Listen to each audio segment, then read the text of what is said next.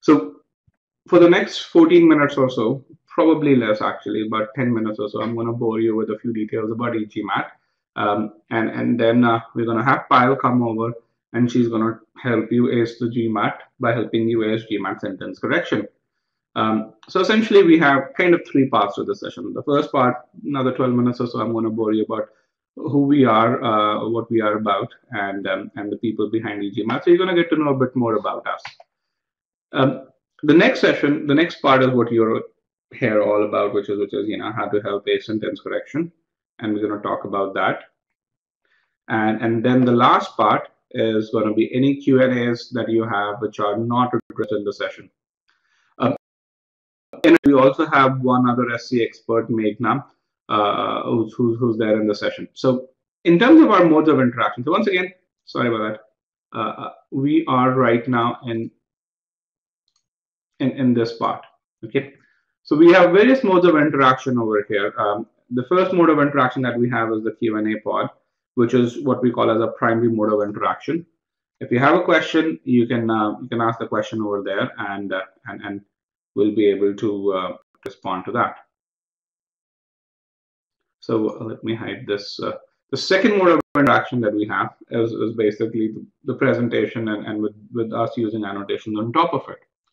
The third mode of interaction, and I think is something that a lot of people like, which we do use from time to time, is the chat window. So let's say hello, everyone.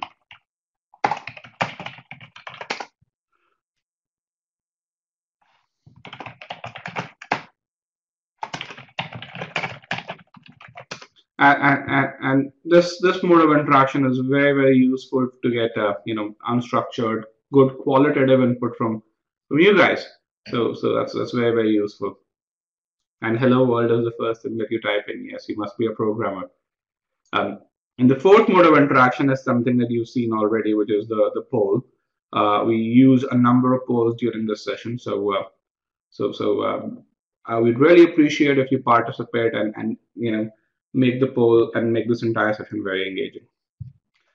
So with that, let's move forward and tell you a bit more about the company. e-GMAT as a company, we started in September of 2011, and our goal really was to help non-natives ace the GMAT. Since then, we've helped over 5,300 students and counting. We had about 75 to 100 students every week. Our claim to fame is that if you go to GMAT Club and look at the number of reviews by non-natives, we actually account for about 65% of all the reviews by non-natives. So fundamentally, we have more reviews by non-natives than any other test prep company does. And the reason why we've been very successful with non-natives is, and according to our definition, non-native is someone who hasn't taken his or her, who hasn't done his or her schooling in USA, UK, or Australia. So if you did not do your 6th to 12th grade in USA, UK, or Australia, then you are a non-native for us. And that's kind of how we define. The reason why we are so successful with non-natives is because everything in our course is designed keeping non-natives in mind. So for example, when we thought about designing the e-GMAT sentence correction course, we looked at what are the core skills that folks who've not studied in these schools, in these countries lack. We designed those core skills right into it. We looked at how much practice do these people need. We designed that right into it. And we looked at how these people would learn and how do we ensure that they learn as they move through the system. And that was designed right into the system.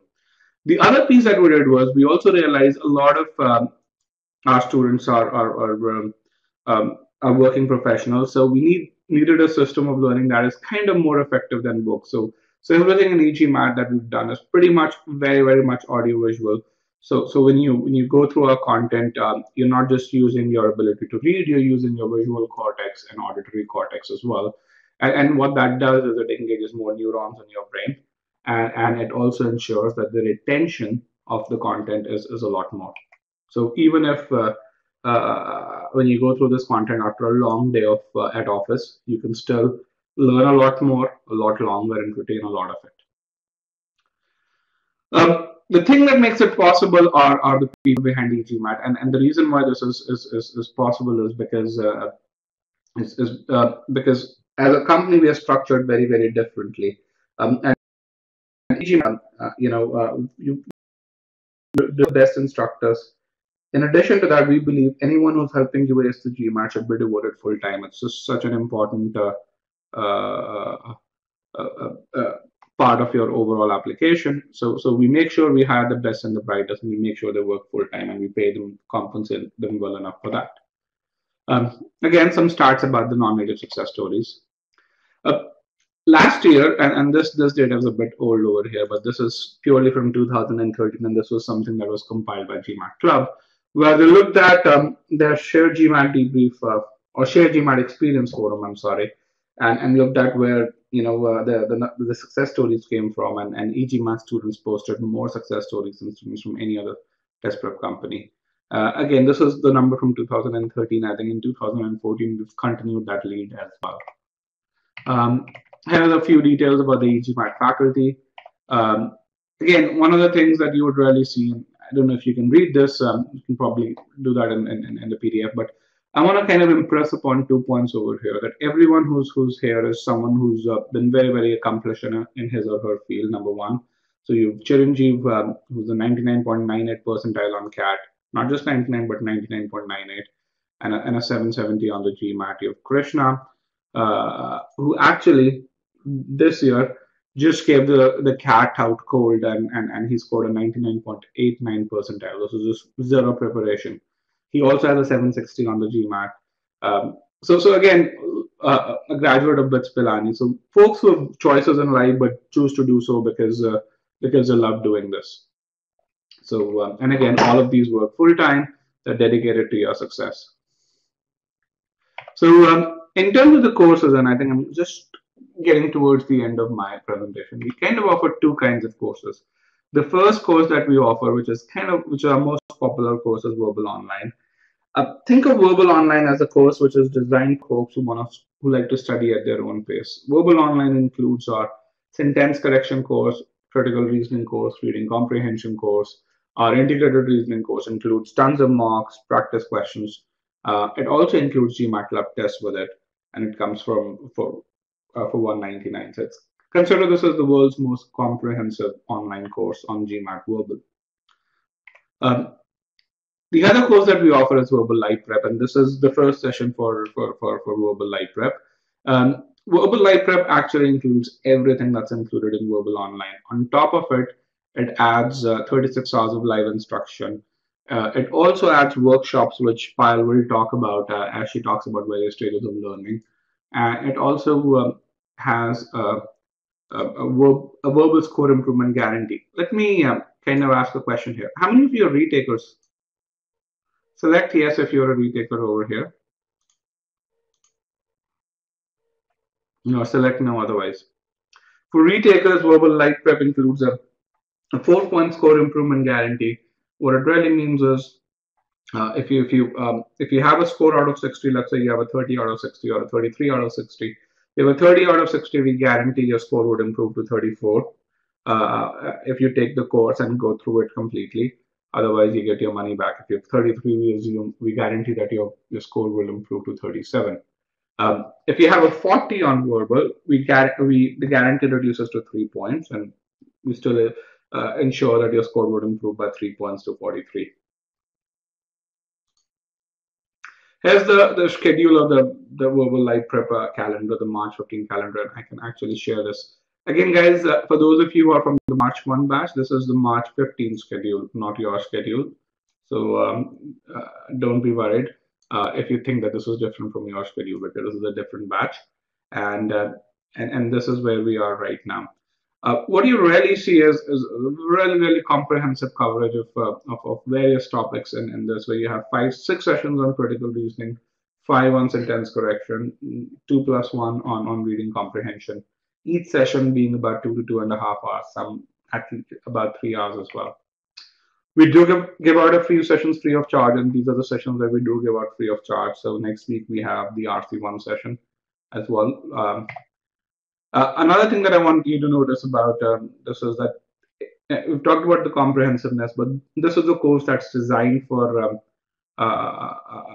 working professionals. So all sessions take place on the weekends. And actually, we are right now in daylight savings time. So all the sessions take place pretty much at this time, which is 7:30 p.m. IST. So 7 a.m. Pacific, 7:30 p.m. IST. Just here it shows how Global Live Prep compares to other courses and how it's way more comprehensive when you consider the number of live sessions, number of practice problems, and the price is of course unbeatable. With that, I've come to the end of this session. I thank you very much, and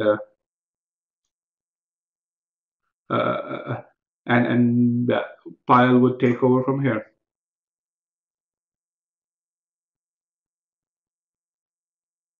Okay, I have a couple of questions there. How many times can you attend the session? So you get access for 6 months when you buy Verbal Live Prep. So we do about a batch every 25, 30 days. So you can technically attend these sessions about 6 to 8 times. I do not recommend attending these sessions more than 3 times. It's not a big deal. The other piece is, yes, you can pay in Indian rupees. So yes, if you don't have a credit card, just write to rajat at e-GMAT.com or support at e-GMAT.com, and we can tell you the logistics of paying in Indian rupees. And yes, we will have batches starting in April. Kunal, we've gotten your email. We will release the schedule for the April batch sometime on Tuesday.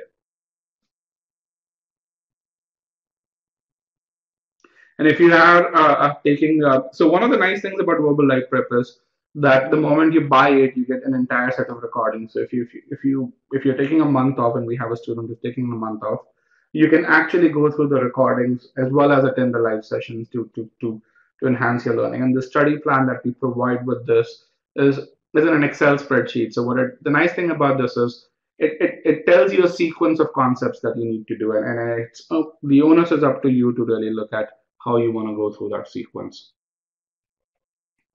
All right.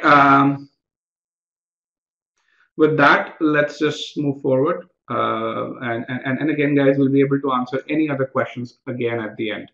Payal, over to you. All right, thank you, Rajat, for that wonderful introduction. All right, so before I get started, let me just make sure that everyone can hear me okay. Can you my audio is audible to everyone? All right, sounds good. Okay, so welcome to the SC1 How to Approach SC session. It's always a pleasure to begin the SC sessions batch with this session, and I welcome you all for that. And for all the Indians who are in the session, very happy Holi to all of you. Okay, so all right, so let's get started here. Before I go further with the session, what I'd like to do is just get some idea about your background. I know Rajat has taken a couple of polls early on in the session. So just answer this one poll and let me just clear the things. How long have you been preparing for SC in particular?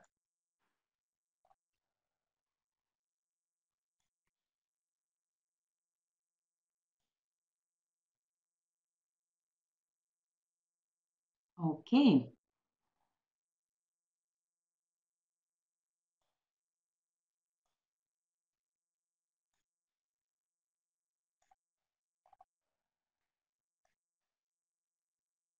All right, so we have majority of the class. The majority of the class has been preparing for SC for less than 15 days. So I would say you guys are at a very good spot here.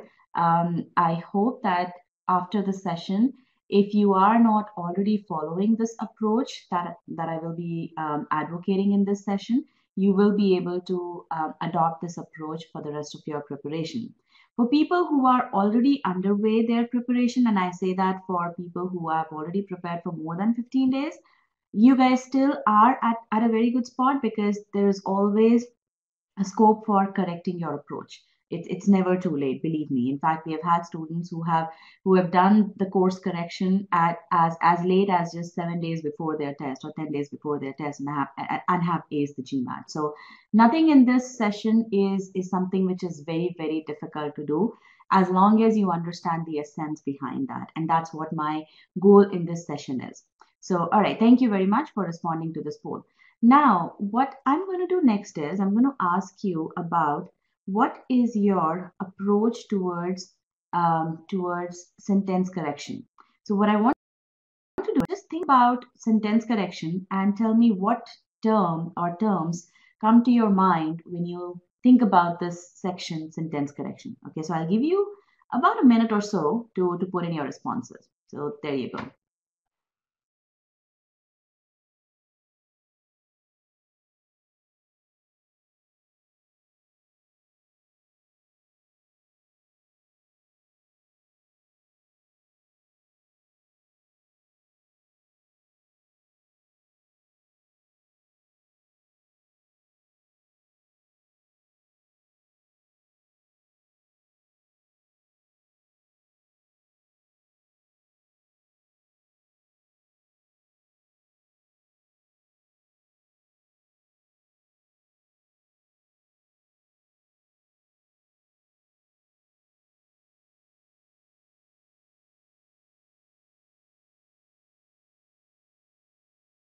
All right, so let's look at this.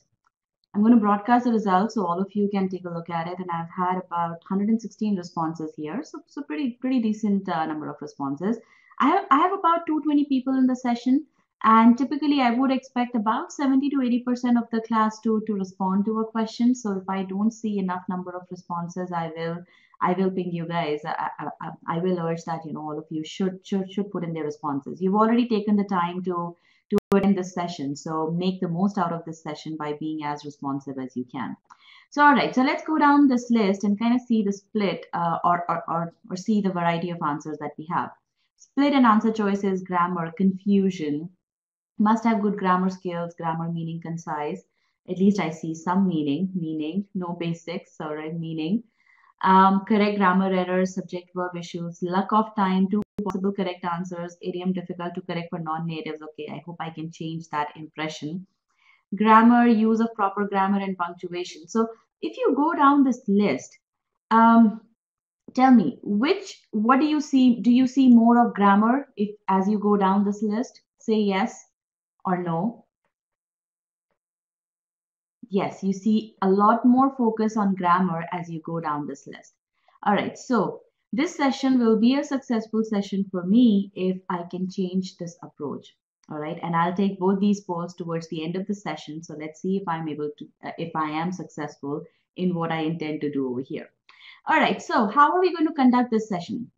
I have about 4 sentence correction questions, full length sentence correction questions, which I would want you all to attempt, take a first stab at in the beginning of the session itself. Okay, so I'll give you one question. So I'll give you all the 4 questions in series. And I'm not going to time you particularly, frankly speaking. What I'm going to do is I'm going to leave the poll open for you. And as soon as I see that 70% of the class has put in their responses, I will give you a countdown. And I know that at times people refrain from putting in their responses. So I will give you a brief, note that okay, you are at 1 minute 45 seconds, and at 2 minutes I am going to kind of close the poll. All right, so I'm going to follow both the things. 70% of the class putting in their responses, but I will let you know that okay, time is getting closer. You need to put in your responses around at around 1 minute 45 seconds. Okay. Then you'll get to see the next question and then the next and then the last question. And after that, I may or may not show you your responses right away. And then we'll go into the discussion of question number 1 in detail. Then we'll summarize what we learned from question number 1 in terms of how to approach SC. And then from that point on, we will then review question numbers 2, 3, and 4. And I may give you a chance to basically reattempt the questions when I go into the discussion of those questions. All right. So again, do your best, apply the strategy that you apply today, and put in your responses, and then we'll see how well you do later on when you put in your responses again for the same questions. All right. So sounds good. Everyone ready for the 4-question marathon? Okay. So here we go. I'm going to change the view here. So let's see. And let me just ask this question once more. Can everyone see the screen? Because usually, let me just get my poll here. Can everyone see the screen here? You don't see the question up on the top, but there is definitely the poll down below and the Q&A pod. All right. So for those of you who are not able to see the screen, please log back into the session.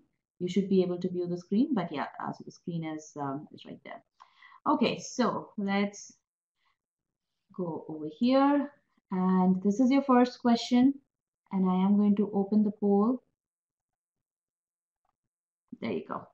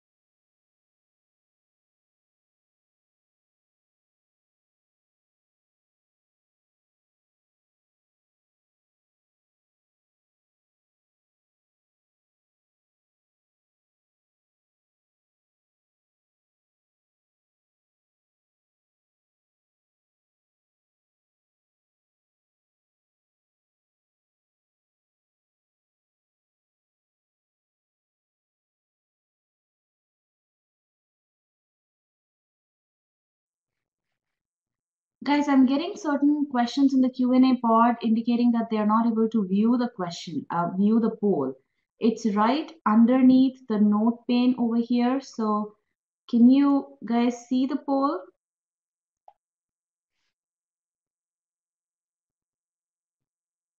Okay, so half of you can and the remaining half cannot. Let me just refresh the screen once more. All right, so sit tight here.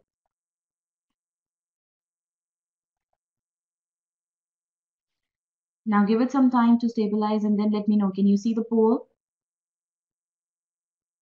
All right, sounds good. So now you can carry on.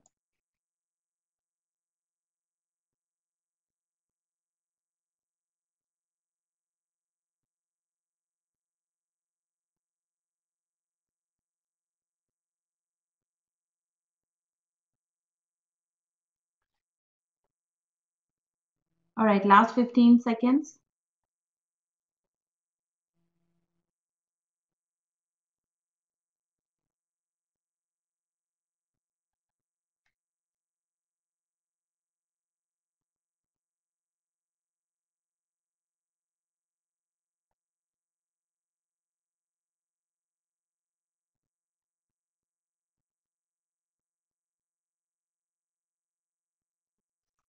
All right, I'm going to close the poll. 5, 4, 3, 2, 1.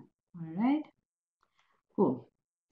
Sounds good. Now comes the next question. Here comes question number 2. And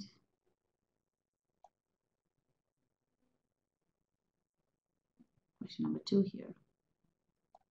Oops. Sorry about that.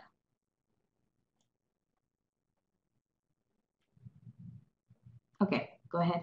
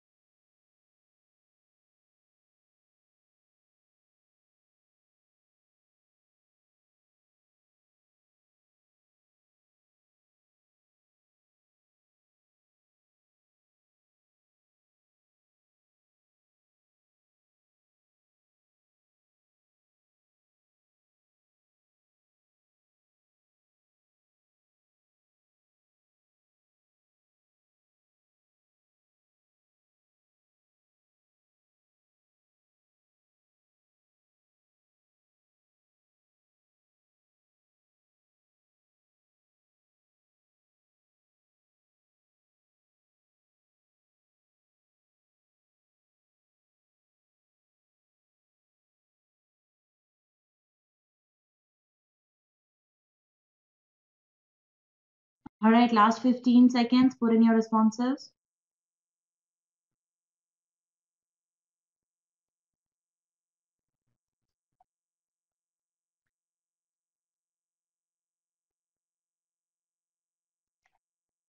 Okay, closing the poll here. 5, 4, 3, 2, 1.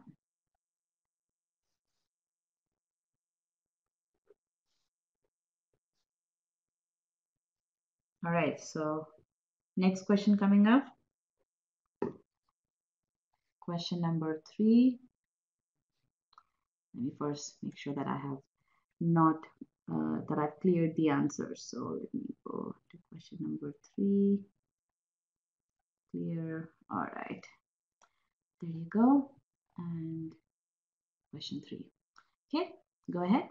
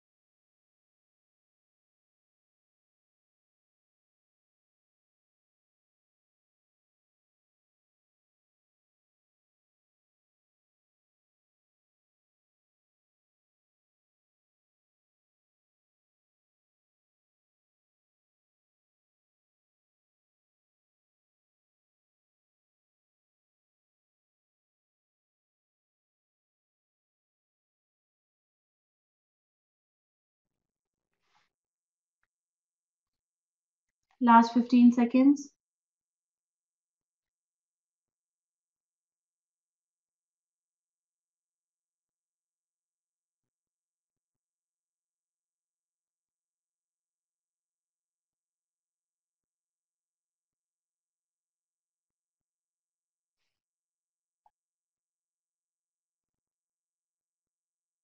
Okay, I'm going to end the poll now.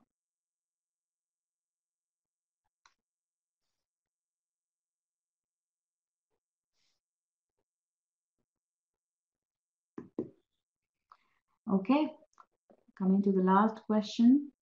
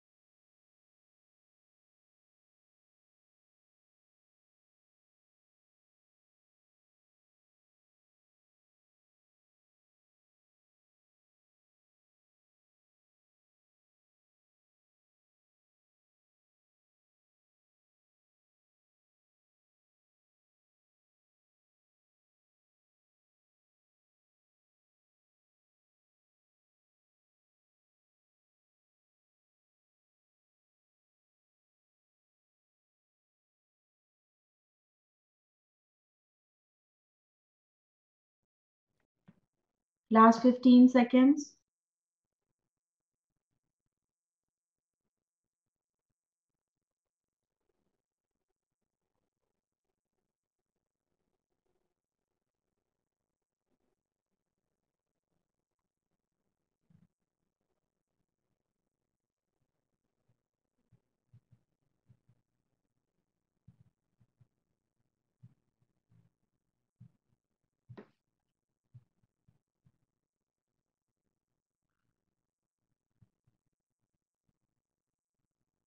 All right, I'm going to end the poll now.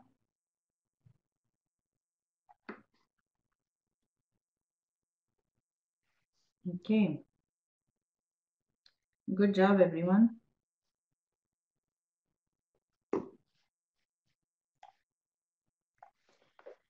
All right, so let's go up back to our presentation.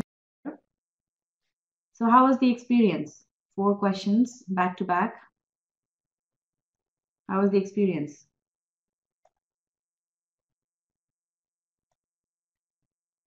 Okay, good, good. All right. So confusing questions, refreshing experience. That's good. All right.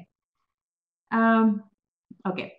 So let's talk about question number 1. How was question number 1 specifically? Let's just talk about question number 1.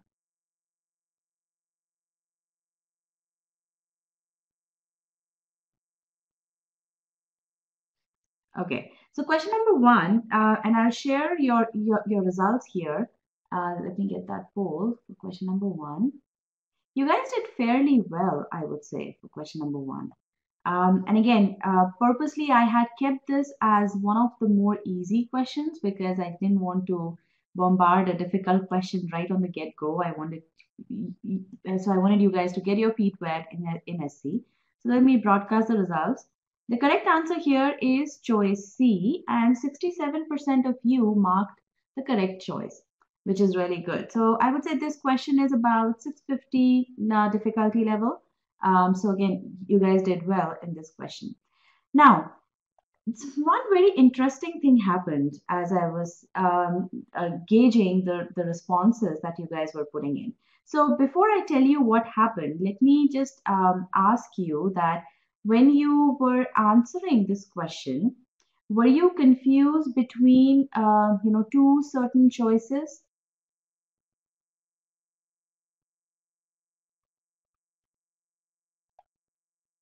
Right, and this is the behavior that I observed when you had initially about 85% of you had marked the correct answer. Okay, and again the number of responses were pretty much the same, but as I gave you a 15-second warning, a lot of you changed your responses, and that's why the accuracy went down to 67%. And this is very typical of a lot of this is very typical of a lot of questions. There are two very specific, two pretty close choices, and if you don't understand, if you don't follow the right approach, you end up getting confused between those two choices. And that's precisely what happened in this question. Okay. You had an idea that, okay, this appears to be the correct one, but then you went against your instinct because you felt that there was another question, another answer choice, which appeared to be more correct. Right. So so people have experienced something like that in this question? I mean, so what I'm saying, does that make sense for what happened in this question? So you can put in your subjective responses here and answer presenter's question.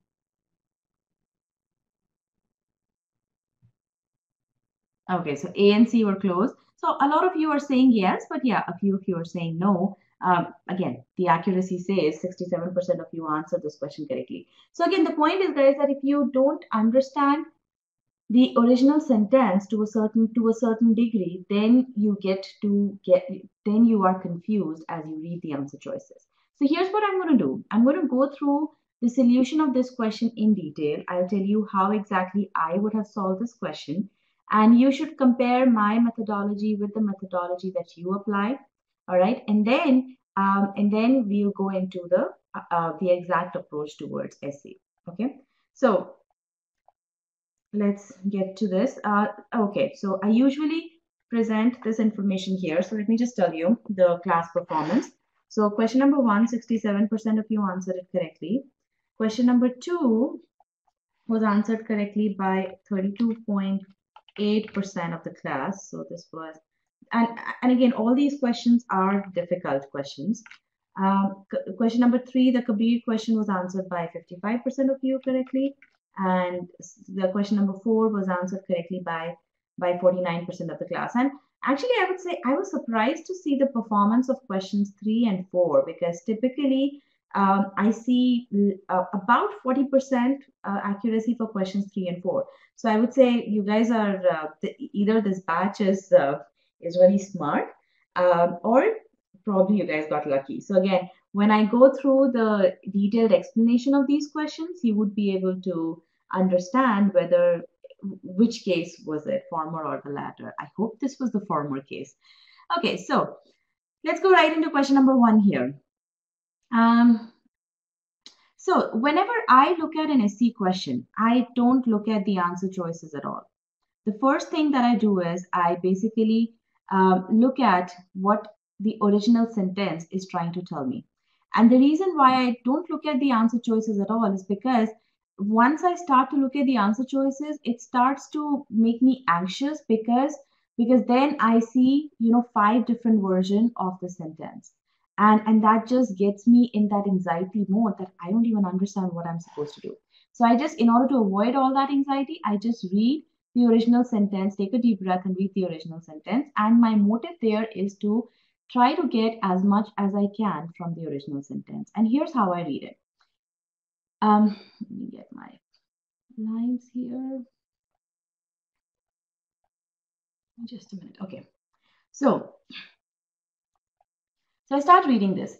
Scientists who publish, who publish studies in American Ceramic Society Bulletin.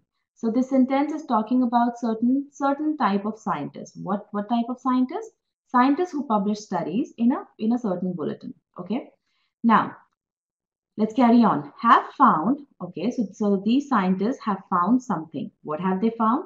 They found something about that Pyrex glassware. So they found something about Pyrex glassware. All right, very good. They found something about Pyrex glassware. Then we read that. Once marketed as from icebox to oven cookware, okay, that did not expand or compress when exposed to high heat or low temperatures. So this part over here is giving me an information about Pyrex glassware. What was Pyrex glassware considered as? Pyrex glassware was considered as something which was marketed as from icebox to oven. Why? Because it was pretty much heat resistant. So all these words over here that did not expand or compress when exposed to high heat or low temperatures, all that's telling us is that it was heat resistant. Okay. Then I read further. No longer standing up well to some of the temperature changes involved in cooking. So no longer standing up well to some of the temperature changes. Okay, over here I kind of get lost. When I see this construction no longer standing up, it tells me that this is probably modifying certain aspect. Okay, what aspects? It would be modifying the preceding clause. But contextually that doesn't make sense, right? Because what I'm saying in the preceding clause is that Pyrex was once marked that Pyrex was heat resistant, right? That's what I'm saying in this clause. However, in this part of the sentence, I'm saying no longer standing up well to some of the temperature changes involved in cooking. This part is actually saying that Pyrex glassware can no longer stand up to these changes. So again, these two are absolutely contradicting facts. So this part over here cannot modify the preceding clause. So there is something wrong here, right? Because over here, these two are contradicting things, right? And another thing that I find is that they have found that Pyrex glassware, this particular part does not more, right? Because all this is saying is Pyrex glassware, blah, blah, blah, give some information about the past. But again, if all of this is information about the past, then I don't know what did scientists find about Pyrex glassware. So again, in this sentence, even though the sentence is not written correctly, I should try to understand the meaning of the sentence from the context of the sentence. Okay. And over here, because no longer standing doesn't make sense with the to modify the preceding clause, what I have to see is that can I change the form of standing to something else so that it makes more sense? And sure enough, I can. If the author intended to say it no longer stands, then it would solve all my problems. Pyrex glassware is going to get a verb, and I would no longer have this contradicting things being modifier of one. I won't have this no longer standing up being a modifier of something that it actually contradicts. Okay. So again, the key thing here is that when I'm reading the sentence, I should understand each and every part of the sentence and try to make sense of things which may appear to be nonsensical as well. Okay.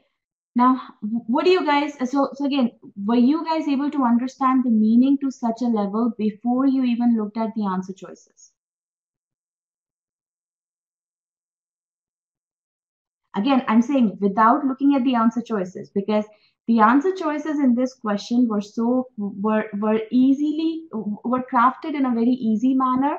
Why? Because all the other answer choices had no longer stands. So when you look at the answer choice, you will get an idea that, okay, the correct thing here is no longer stands. So again, half of the class was not able to understand the meaning without looking at the answer choices, right? So again, that's the key thing which I'm trying to explain to you guys, that, spend enough time on the original sentence so that you can get the meaning of the sentence from the correct portions. And also, if the incorrect portions do not make sense, try to infer the correct meaning. Okay? Because once you do that, your answer choice analysis becomes really easy. Okay? All right, so now what we've already talked about, so once we then, so what I did early on was, in this part, I put the sentence into my individual clauses, into smaller portions, okay? And that helps me identify the errors. And we kind of did the identification meaning step itself. But again, primarily what I did was, I basically split the sentence into its clauses, and then I went down my error list one by one. Okay, so I was able to assign subject verb pairs for the entire, for all the sentence except for Pyrex glassware. This part, this noun doesn't have a verb. And then from verb standpoint, I didn't find any errors. Once marketed as that did not expand or compress, verb tenses are fine. There are no pronouns in the underlined portion. Modifiers wise, again, you can either say that this is a modifier error, or you can classify this as subject verb error. So again, however you want to do it.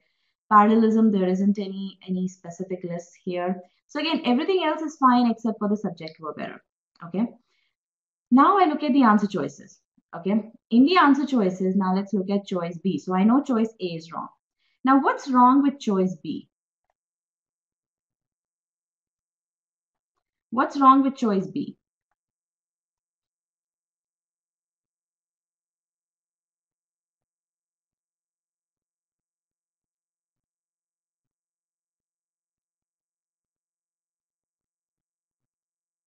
See guys, when you answer a question, it's not only important to mark the correct answer, it's also very important to mark the correct answer for the right reasons and to reject the incorrect answers for the right reasons. Okay, so let's look at this. So let me broadcast the results. Not a complete sentence, pronoun it and that does not, and that it no longer, this connector seems to be wrong. So again, how many of you, the correct reason here is that this sentence changes the meaning of the original sentence. Now, if you go down this list, do you agree that you don't see as many correct responses over here? See? So you guys did not reject choice B for the right reasons. Okay, so I'm going to stop here, and then let's talk about choice B, and then I'll come back to this four.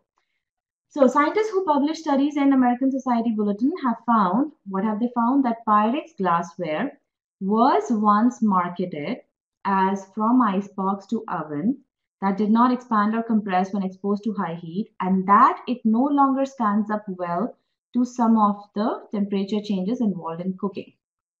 Okay, so what's over here, what it's saying is that scientists have actually found two things. What are the two things that they have found? The first part is actually shown over here. The first part is expressed over here, and the second part is expressed over here. Okay, the first part is that Pyrex glassware was once marketed as heat resistant. So the information that was presented as an for your information kind of thing, or as a descriptive information in choice A, that information has now been converted into something which the scientists actually have found. It's as if that the scientists, when they were researching about Pyrex glassware, they were the ones who basically found that Pyrex glassware was marketed as this thing. Okay. And then the second thing that they found was that it can no longer withstand temperatures. Okay. So these were not the two things that that the scientists had figured out. Scientists had figured out just the point number 2. So this sentence actually changes the meaning of the original sentence, and that's the reason why it is incorrect.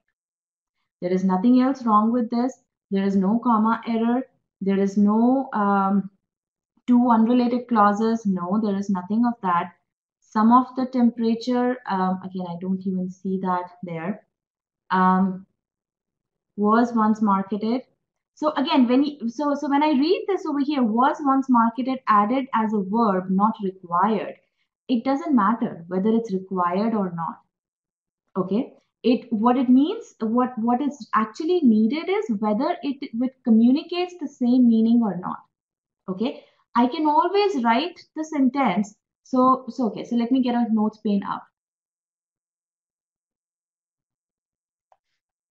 So I could have always written this sentence. So if I'm writing a standalone sentence, Pyrex glassware was once marketed as heat resistant. Okay, and then I could write Pyrex glassware once marketed as heat resistant.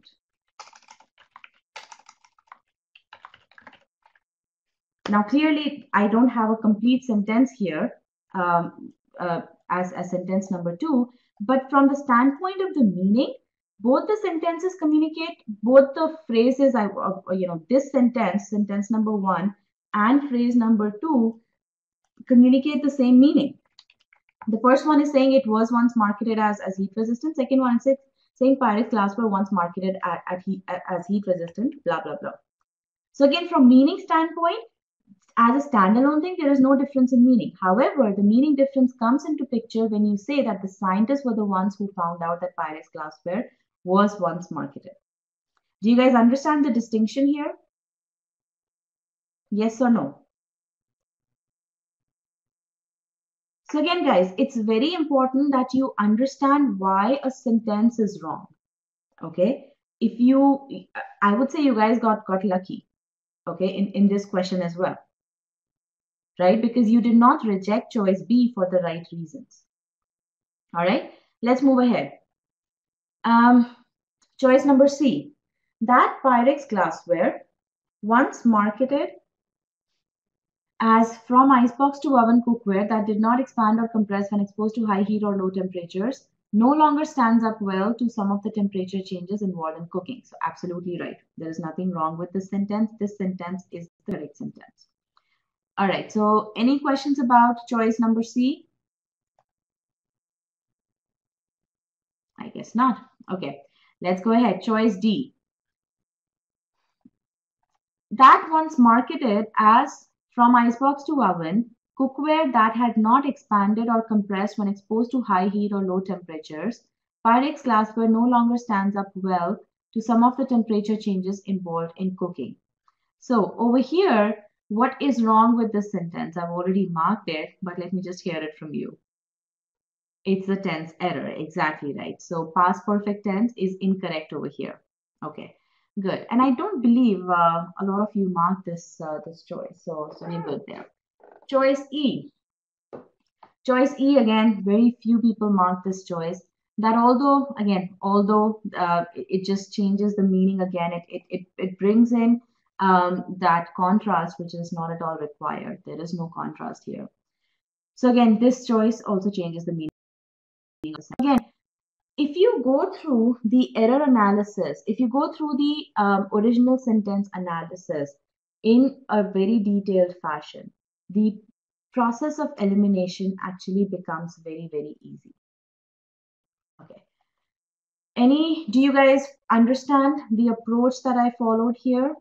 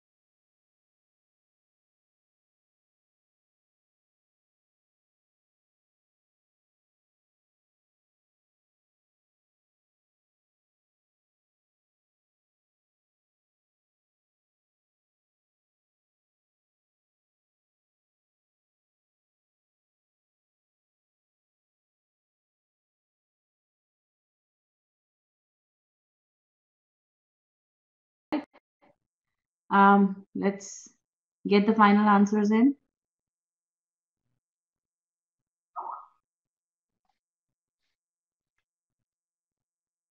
Okay, I'm closing the poll here. Okay, so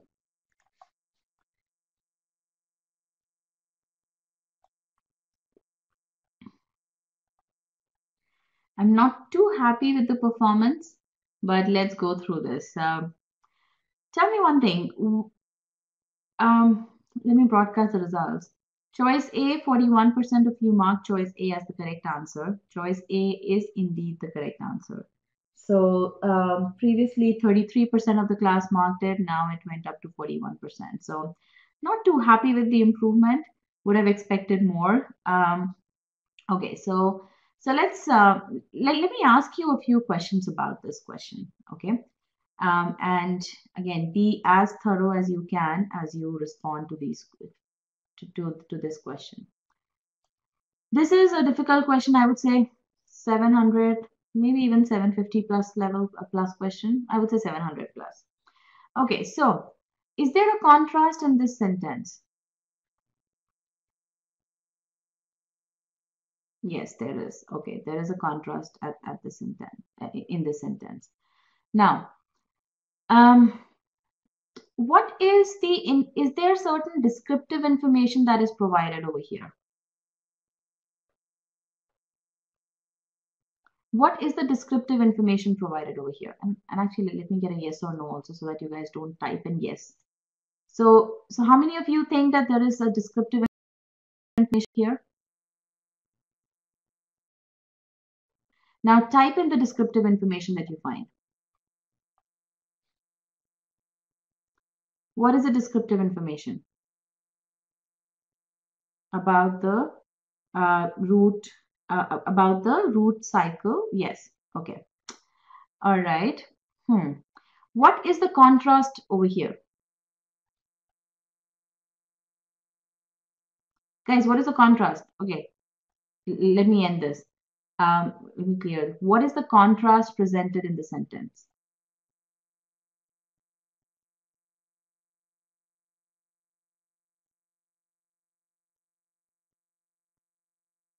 Yes, other companies use it too.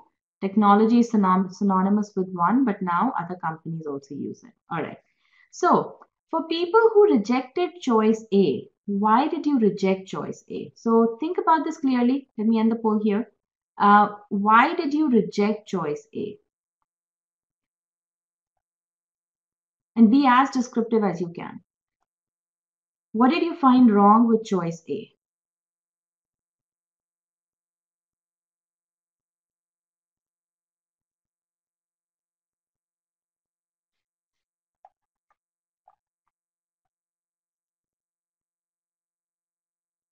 Okay.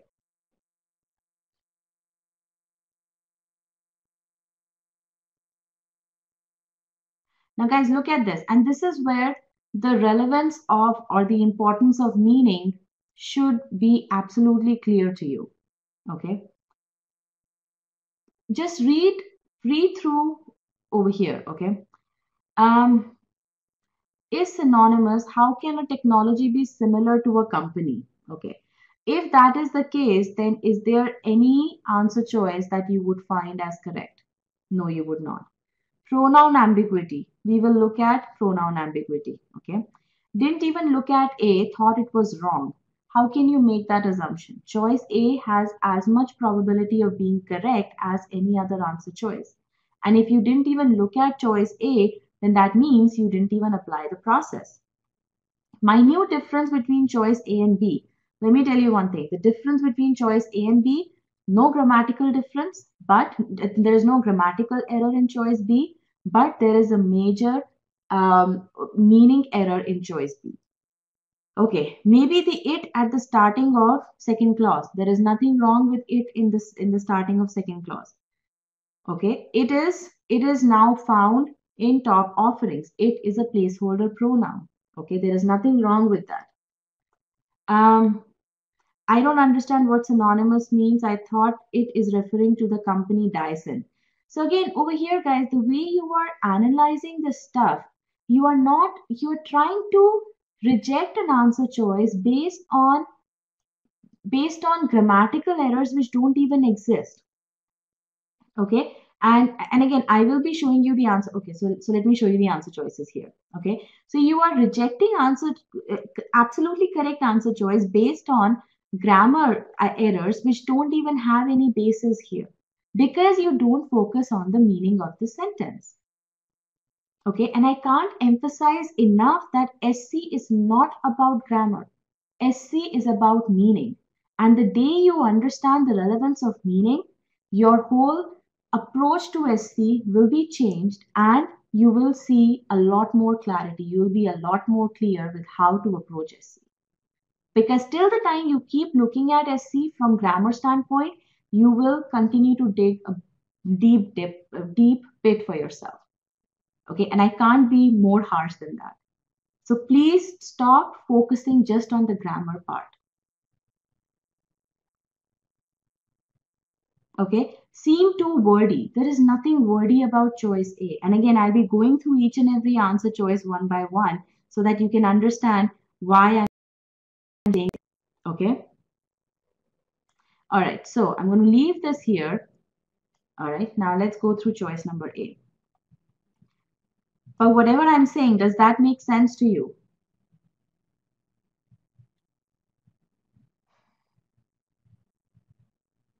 Okay, so let's go through the answer choices now.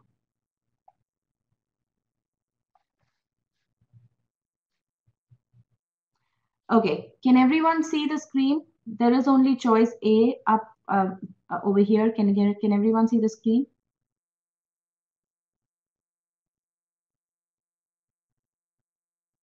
Okay. All right, so let's go through this. Let me just refresh the screen just once more so that. Okay.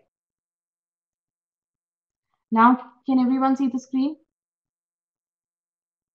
I just have choice A listed up there. There isn't anything else over there, and the Q&A pod down below. Okay, all right, so let's go ahead. Even though, so the sentence starts with even though here. Let me get my line to. Even though root cyclone technology, a vortex separation method using rotational effects and gravity to separate mixture of solids and fluids, is synonymous. So what I've seen so far is even though RCT, and then there is this big modifier over here, is synonymous. I have a verb here, is synonymous with the company Dyson. It is now found in top offerings. It is now found in top offerings. What is now found in top offerings? The root cyclone technology. So here it refers to the root cyclone technology. So I stand corrected. It's not a placeholder pronoun. It refers to root cyclone technology. Again, how do I get that? Because I just read the sentence and contextually it makes sense that it refers to the root cyclone technology. Okay. It is now found in top offerings by almost all leading brands of vacuum cleaners that use what kind of vacuum cleaners? Vacuum cleaners that use the Venturi effect to produce a partial vacuum. Now, given that we have the verbs, the phrase even though over here, I can tell that there is a contrast in this sentence. Now, is from the meaning also, from the statements that are there, you can actually tell that there is a contrast. What is a contrast? The contrast is that RCT is synonymous with the company Dyson, right? But it is now found in all the other offerings, in a lot of other offerings as well. Okay, so that these two are the contrasting facts. Is the meaning of the sentence clear?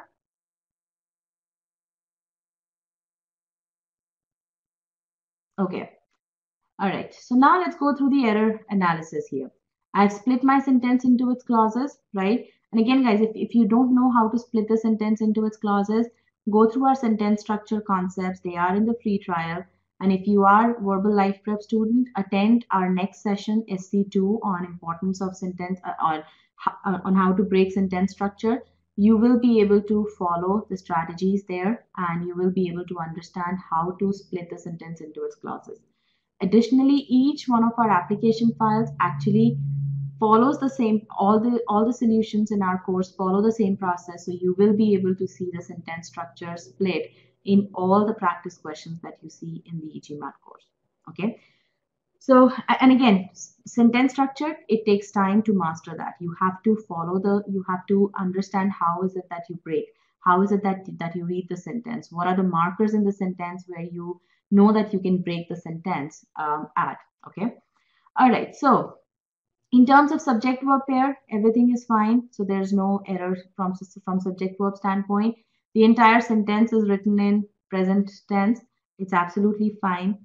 Pronoun. Now, why did you think that pronoun is wrong? How many people still think that pronoun it is wrong here?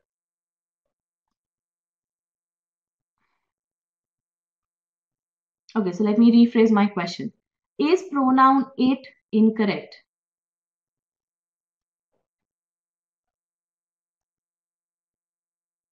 Okay, it is not incorrect. Okay. I'm not sure the 20 people who are saying that it's incorrect, why do they say that it's incorrect? Okay, so there is nothing wrong over here. It is not incorrect. Now, some of you said early on that using rotational effects is incorrect. Why is that incorrect? That's a verb ing modifier that's modifying vortex separation method. There is nothing wrong with that. So now, given all of what we just talked about, do you see any error in choice A? Yes or no?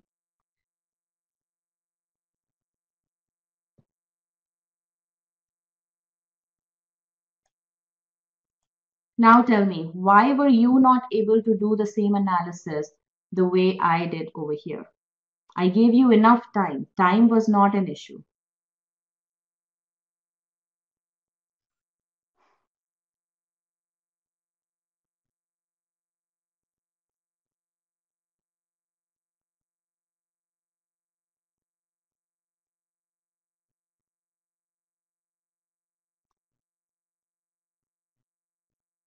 Pronoun it confused me. Again, guys, there can be a lot of nouns in the sentence, right? But you have to find out what noun makes the most sense with the pronoun. Okay, and is there any ambiguity there or not? In this case, even if you look from the grammar standpoint, okay, root cyclone technology is the subject of the first clause. Okay, so it, even from grammar perspective, has the propensity to refer to the root technology. Okay, so from meaning standpoint also and from grammar standpoint also, it can only refer to root cyclone technology. It cannot refer to Dyson. So people get confused that pronoun refers to the closest noun. No, location has got nothing to do with the pronoun. That that rule applies to relative pronouns, not to as it, he, she, they, them. Okay. So again, if you guys don't focus on the meaning, if you go down over here, a lot of the responses stem from the fact that you didn't understand the meaning. Okay, even though it's wordy than although, no, like that. So although both these words, okay, so again, it's very, very important that you understand the meaning of the original choice. Okay, now let's go ahead with choice B. Choice B, root cyclone technology. And guys, give me just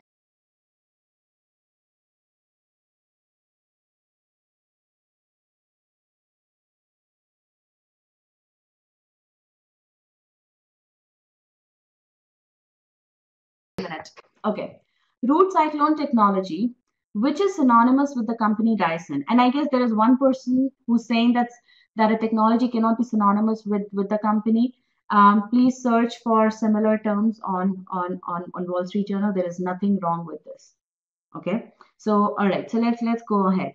Root cyclone technology, which is synonymous with the company Dyson, is a vortex separation method using rotational effects and gravity to separate mixtures and is now found with top offerings by almost all leading brands that use Venturi effect to produce a partial vacuum. Now over here, as such, if you look at choice B, there's nothing wrong with choice B. Okay, except for the fact, okay, there is that punctuation error here that root cyclone technology is a vortex and is now found with top offerings over here. You can't. There is no independent clause here, so there is that punctuation error. But even if you are not able to spot that punctuation error, there is no contrast in choice B. Okay, that's why choice B is wrong. Okay, there is no contrast in choice B because, but again, choice A is the one which sets the intended meaning. According to the author, he wants to express a contrast. Okay, and that contrast is no longer expressed in choice B. Choice B states both the things as two facts. RCT is a vortex separation and RCT is now found with top offerings. Okay, so again, it's very, very important to understand the meaning of the original sentence. And about 25% of the class actually marked choice B as the correct answer. Okay, and why did they choose choice B? Because they didn't focus on the original sentence. Is this point clear? So again, guys, yes, you can use grammar rules to reject an answer choice, but frankly, when you see a comma present here, you may not be able to spot that little punctuation error. But when you see a major word that's missing, even though which was there in the original choice, but is no longer there in choice B, had you focused on the meaning, had you trusted the author of the original sentence to understand what the author is intending to say, there is no way that you could have that you would have selected choice B as the correct answer. Okay, that's the relevance of significance of understanding the meaning of the original sentence. Okay, let's look at choice C. Now again, it wasn't, this was the third popular choice. About 28 of you marked choice C as the correct answer. Let's look at what's happening in choice C.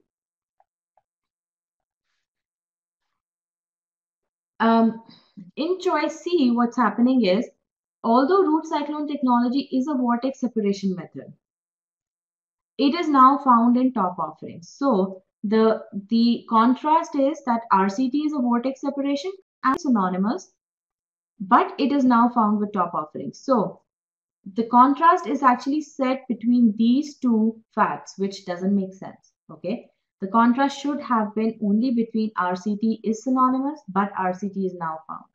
Okay, so again, it distorts the meaning by getting the descriptive part of the sentence into the contrasting element. So again, this is where you have to, that when I say that you have to understand the role of different entities, that's what I mean. What part is just additional information? What part is just descriptive information? What part is contrasting element? You have to understand all of that from the original sentence, because if you do not do that thing in the original sentence, when you get to the answer choices, you are now reading each answer choice without having a very good idea about what is it that you are looking for. And that's when you get confused. That's when you think, okay, there is although here, so even though although, that's fine, it everything looks fine over here. There is no using, because you probably thought that using is wrong in the original sentence, which wasn't the case at all. And you find that uses, you think that it's correct. Okay, so again, the clarity has to be absolutely has to be there, and that happens only if you spend enough time on the original sentence. Okay. Choice D, not many people mark choice D. Again, while root cyclone technology is a vortex separation method, it is now found. And again, this one also distorts the meaning. And again, choice E, there is no verb. So again, choice A was the correct answer in this sentence. What do you guys take away from this question?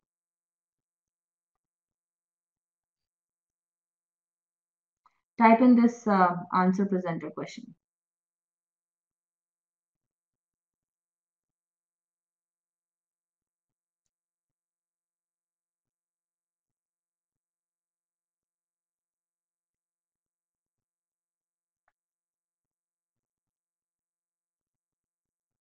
Good.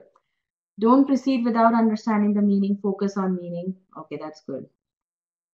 Still didn't get why C is wrong. Okay, let me go through C.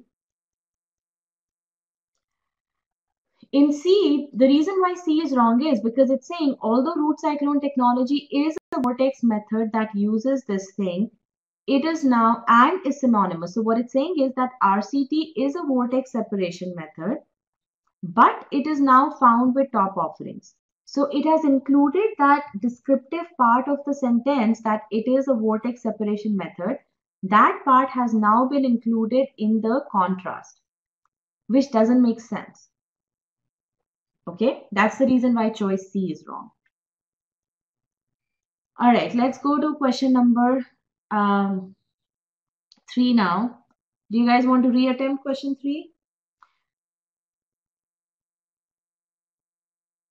You were at 55% accuracy. I hope you guys are able to increase the accuracy this time around because I wasn't too happy with question 2 performance.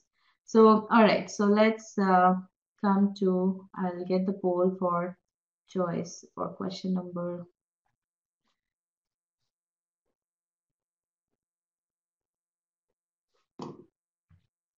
For the next question here.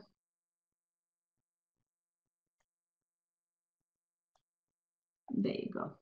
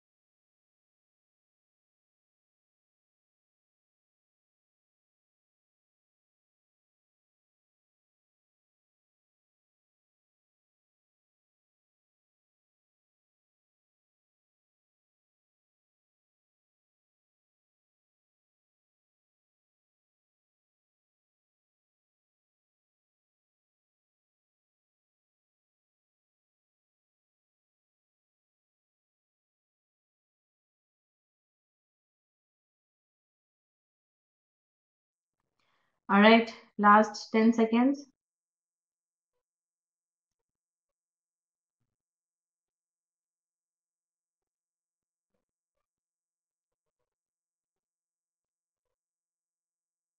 Okay, I'm going to end the poll now.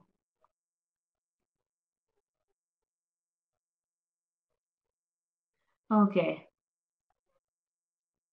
so you guys are back to the same similar performance. It was 55.3%, 54.3%, and now it is, so here are your results from the previous one, the first attempt, and these are your results from the second attempt.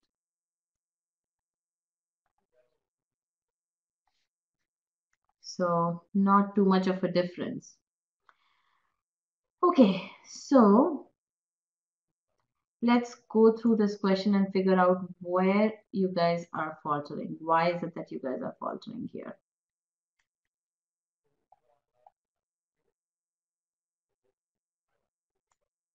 Okay. Difficulty level, yes, it is 700 plus difficulties, 700 plus level question. Okay, so tell me one thing. Now I'll basically ask you to solve this question, okay, with me. Okay, so let's go through this, and I'm going to ask you what is the meaning of the sentence, and wait for me to phrase my question before you put in your responses. So I'm going to read the sentence slowly. Okay. Interpolated in the prominent mystic poet Kabir's couplets is all practical teachings that are laced with strong religious and social messages to lead a content life. So I'm going to break the sentence down into its clauses, okay, for you, so that you don't think that, okay, sentence structure is getting in the way. So interpolated in the prominent, actually, I shouldn't have done that. Interpolated in the prominent mystic poet Kabir's couplets is all practical teachings. Okay, so the first clause ends here, that are laced with strong religious and social messages to lead a content life. Now tell me this thing.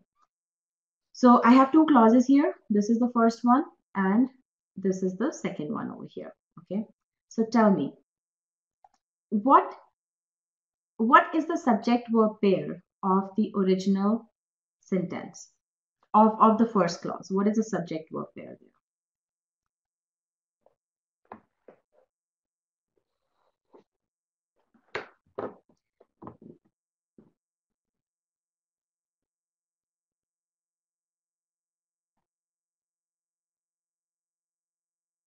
Okay.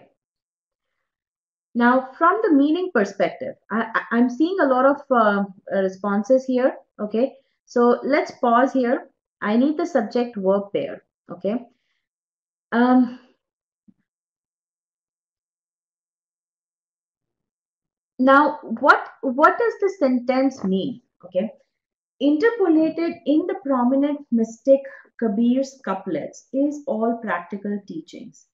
Now, what is interpolated in this sentence? According to this sentence, what is interpolated? Are the couplets interpolated, or are the practical teachings interpolated in the couplets?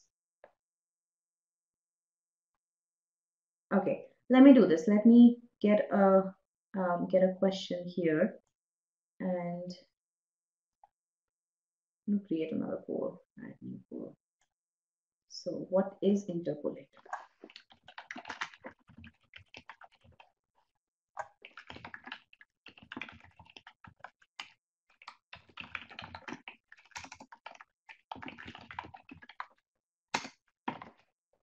Okay, tell me. From the meaning of this sentence, what is interpolated?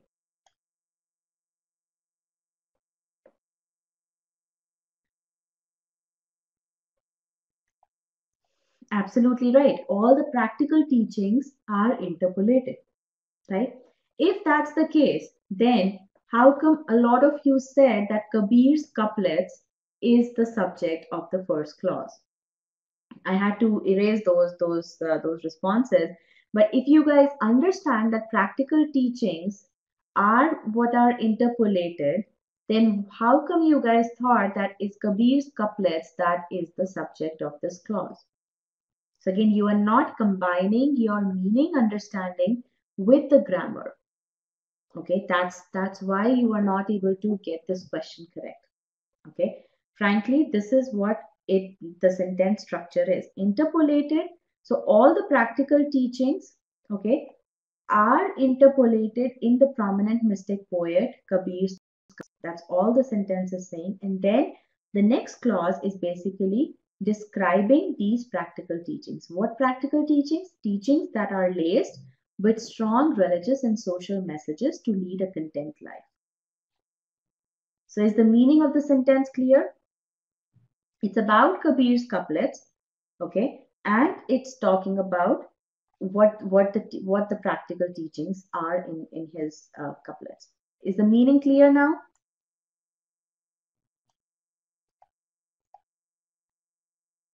Now, why was it so hard for you to figure out the meaning of this? I mean, when I asked you a question, you were able to answer that question on your own, right? But when I asked you what the subject verb pair was, you were not able to figure that out.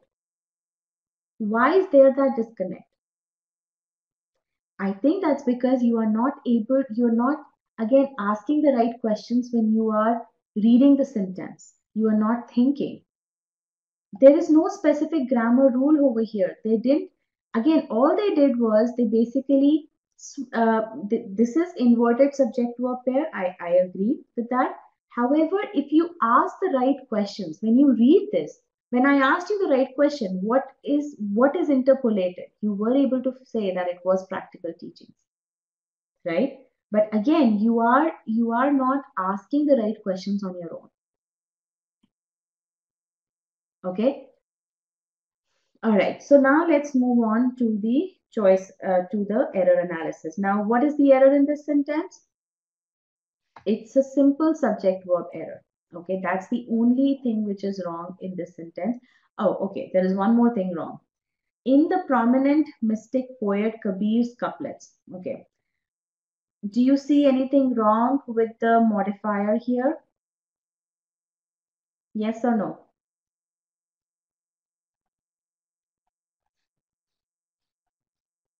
Yes, the modifier is incorrect here because you're saying Kabir's couplets, it implies that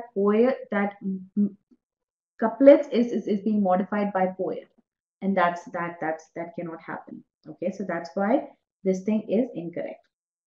All right, so you have the subject verb error and you have the modifier error.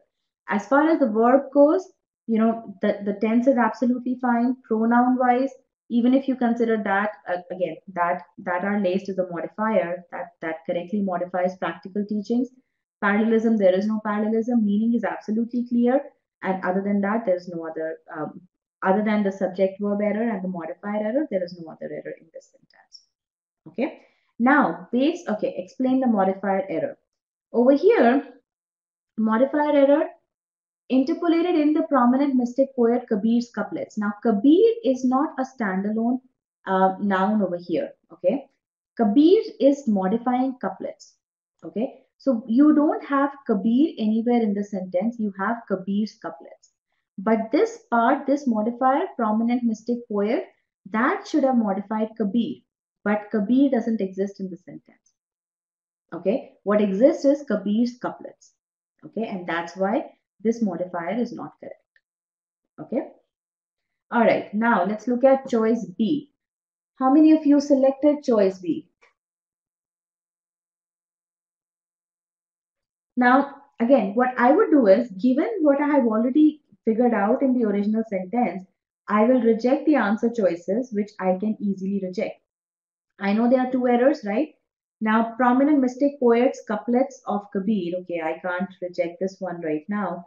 A prominent mystic poet Kabir's couplets. Choice C I can reject based on what I just read in choice A, right? I know that this one is wrong, so this one is gone. The couplets of Kabir, a prominent mystic poet, interpolate all practical teachings laced. Okay, so I can't do that. Kabir. So I can only reject choice C based on what I've just read in choice A. Now, for the rest of the three choices, I have to go step by step. The prominent mystic poets, couplets of Kabir. Now, this thing, tell me what's going on with this sentence here. Prominent mystic poets, couplets of Kabir. Does this give you a sense that the poet is different from Kabir?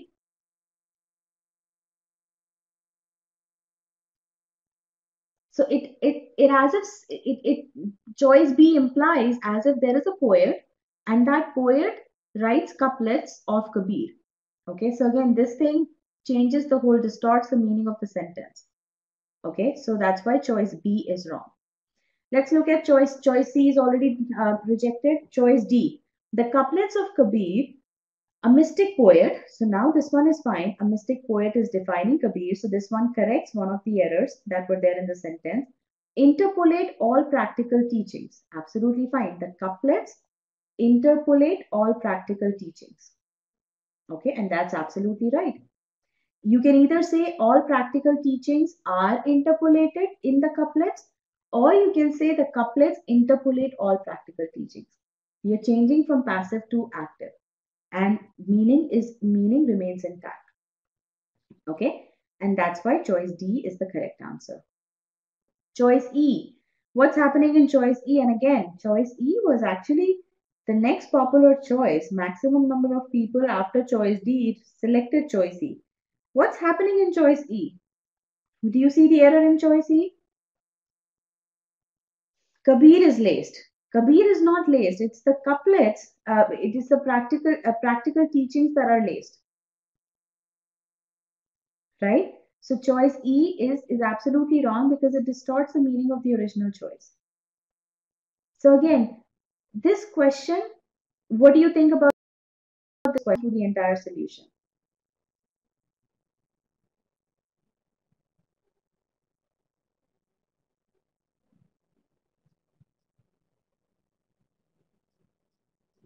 Why does it feel easy now?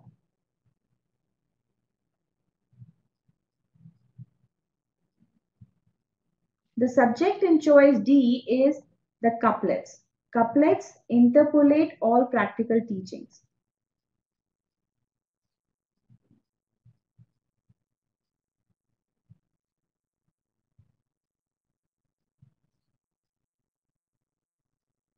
Okay, so let me take a few questions here.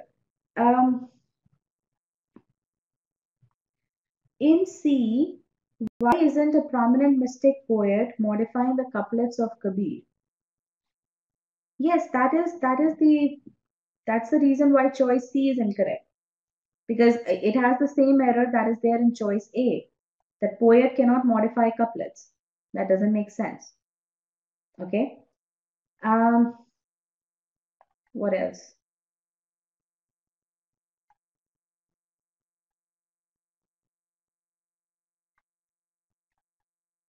Any other question?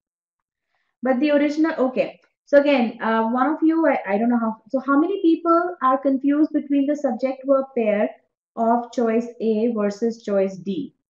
Only then I'm going to take that question. Is there any confusion? Okay, there is. All right. So let me get my notes here. Give me a minute to type in both the sentences. Okay. So let me just type in.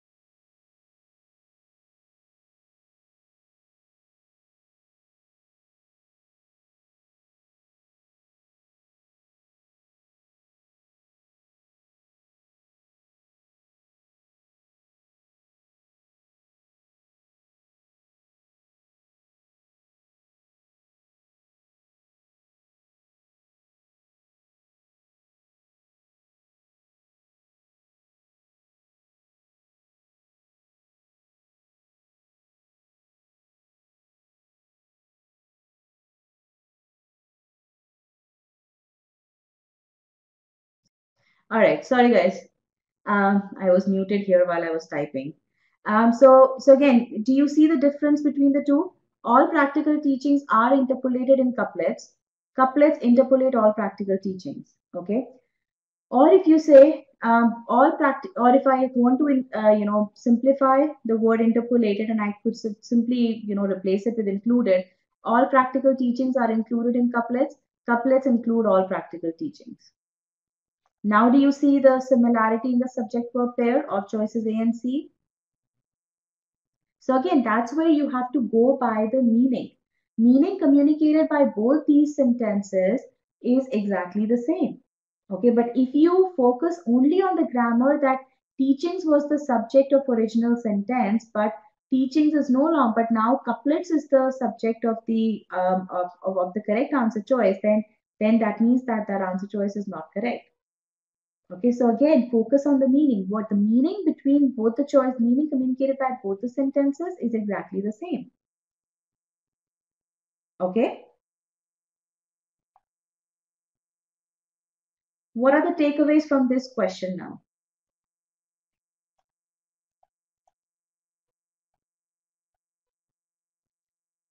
What do you take away from this question? Guys, tell me the takeaways from.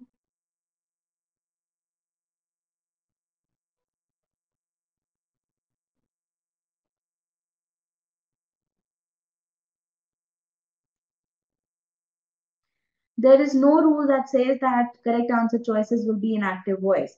Guys, again, don't focus on just on the grammar part. If I just changed, so if choice A might as well have had been the correct answer choice if I changed this appropriately well. Okay, if I corrected the choice A did not have an error because it was in passive voice. Okay.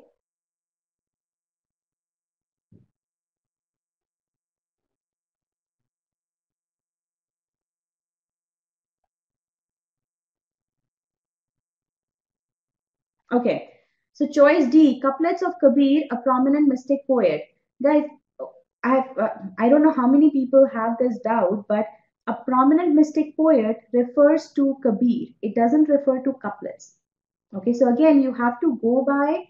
There is nothing that says that if you have a prepositional phrase, if you have a noun in the prepositional phrase, then that cannot have a modifier. There is nothing that says that. Okay. Over here, the context allows mystic poet to refer to Kabir. And that's why couplets of Kabir, a prominent mystic poet, is absolutely correct. If you had the sentence which said, and let me get my notes here. If you had a sentence that said, and I'm going to create a sentence on the fly here, the couplets of Kabir written in multiple languages,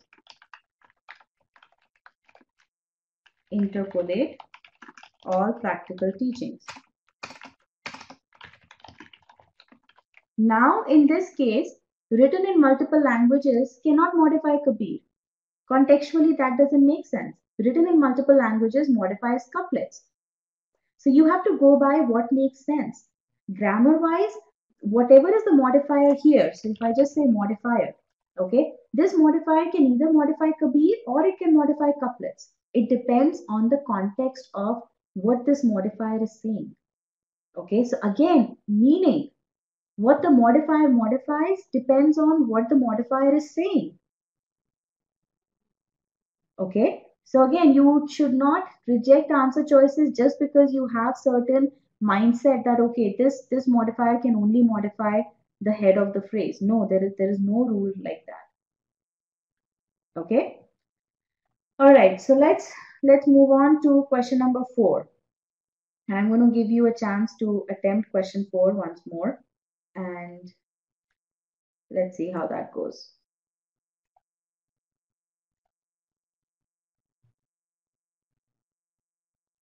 Go ahead.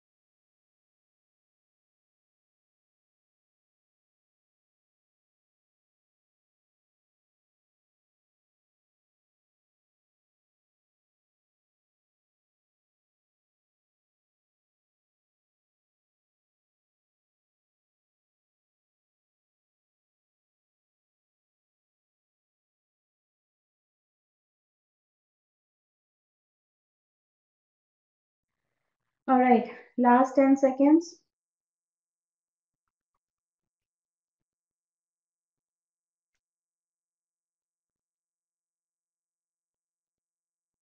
Okay, I'm going to end the poll now. I would say you guys are very consistent.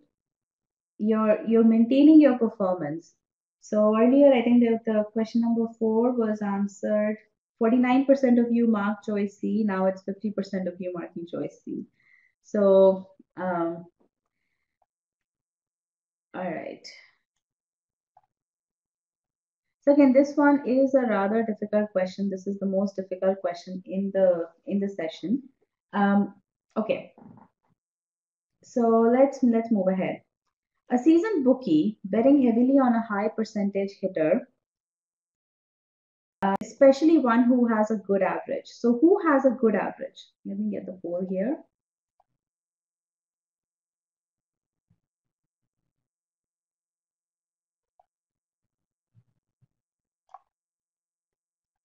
Who has a good average? The hitter has a good average. Okay, the hitter has a good average. All right, so a seasoned bookie betting heavily on a high percentage hitter, especially one who has a good average and has performed consistently in the past, makes it likely to miss the decline in his performance. Now, who is likely to miss the decline in the performance? First of all, whose performance is declined? Oh, okay, so yes, a seasoned bookie is the one who's likely to miss the decline. Yes. And whose performance is, so whose performance are we talking about here? The hitter's performance. Absolutely right. Now, yes, I do see that there may be a confusion whether we are talking about the hitter's performance or the bookie's performance. But what do you think makes more sense? Who has had a consistent performance in the past? From the context of the sentence, who has had the consistent performance? The hitter. So then, if the bookie is the one who's betting on this hitter, right? And bookie is the one who is likely to miss the decline, then whose performance do you think he would see as declining? So get that from the context. Okay, it's the hitter's performance. Okay, not the bookie's performance, it's the hitter's performance. Okay, especially if it is interspersed with brilliant innings. So again, what we are talking about is betting by a seasoned bookie. He typically bets on a high performance hitter who has a good average. But this bookie is likely to miss the decline in the hitter's performance. Okay, especially if the good performance is mixed with the bad performance. Okay. Now I come and look at what are all the errors in this sentence.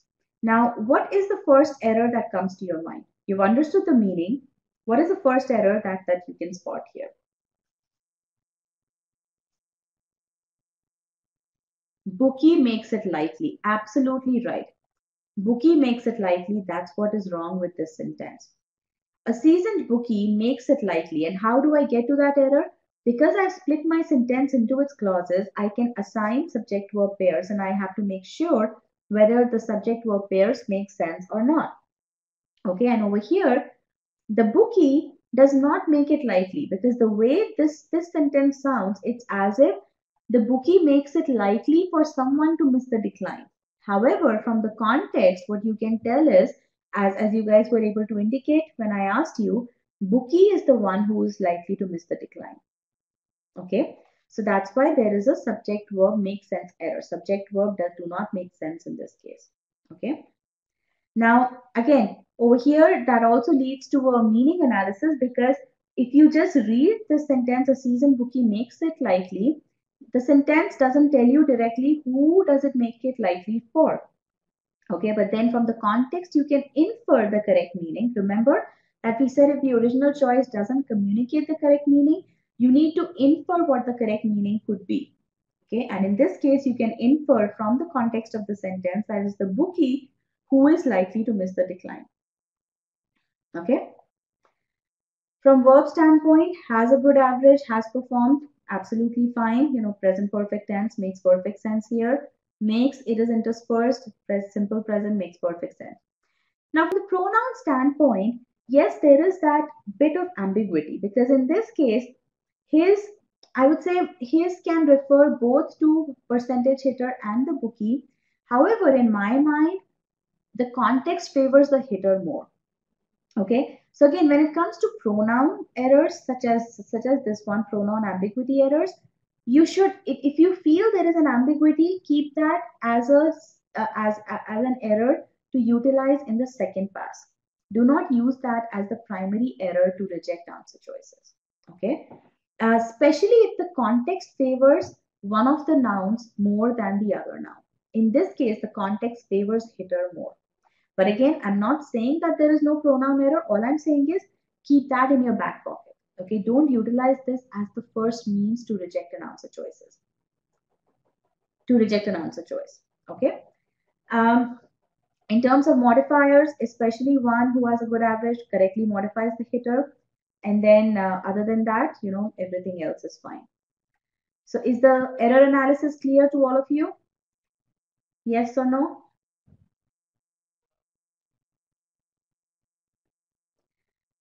This is a 700 plus level question. Okay, all right.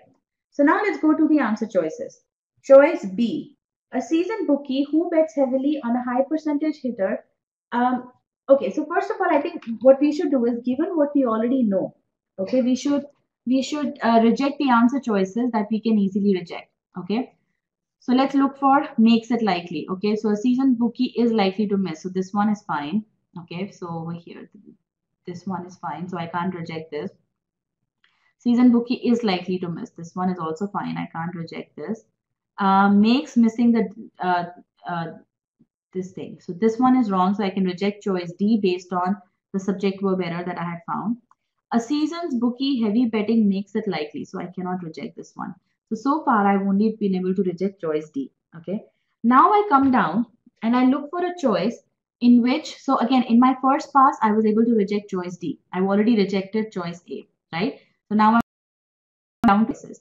Now, as I said, for his, use that in the second pass. Now let's come down and see if we can, figure out his. Okay. So who bets heavily on a high decline in his performance? So here I still have his. So this one is still there. Betting heavily in hitter's performance. Okay. So this one is fine. Okay. So I have at least one answer choice in which I have hitters. Okay. Then I see over here who has a good performance. So this one is again wrong. So let me come here. This one's wrong in his performance. This one's wrong. So based on this, based on the second pass with the pronoun error, I was able to reject this choice and this choice. And now I'm down to just one answer choice, which is choice C, and choice C is the correct answer. So again, this is how in the test, by utilizing the error analysis done on the original choice, I can get to the answer choices and do my two passes over there and then reject the incorrect answer choices and get to the correct answer choice. But when this is the right approach to follow in the test. However, when you are practicing right now, what you should do is you should do a first pass like this, and then read all the answer choices one by one and make sure that you understand all the possible errors in all the answer choices, except for the correct answer. Okay, is this point clear? The first pass and the second pass. Okay, good. So now what I'm going to do is I'm going to look at each and every answer choice clearly again, and then make sure that I can spot all the errors, because what that does is that gives you that confidence that if you were to see a similar error in some other question, you will be able to spot that. Okay. All right. So let's do this. A seasoned bookie who bets heavily on a high percentage hitter is likely to miss the decline in his performance, more so when it is interspersed with brilliant innings, especially one who has a good average. So in this case, especially one who has a good average is absolutely wrong. It modifies brilliant innings. Okay, so that's what is wrong in this sentence. Okay. All right, betting heavily on a high percentage hitter, especially one who has a good average and has performed consistently in the past. A seasoned bookie is likely to miss the decline in the hitter's performance, especially if it is interspersed with brilliant innings. I don't see anything wrong with this sentence. Okay, So choice C appears to be the correct answer. Choice D. A seasoned bookie who bets heavily, absolutely right. Especially one who has a good average, that one is also right. Makes missing the decline, that one is wrong, and his is wrong. So again, choice D is wrong. Choice E, this part is fine. However, a seasoned bookie's heavy betting makes it likely to miss the decline. Again, it doesn't clarify who is likely to miss the decline. Okay, now I don't have a subject verb make sense error because the betting makes it likely to miss the decline. But what I have is that who's betting, I mean who's likely to be wrong, who's likely to miss the decline, that part is not specified. Okay, so that's why choice E is wrong. Okay, so given all of this, what is the takeaway from this sentence now? What is the takeaway from choice from the first part?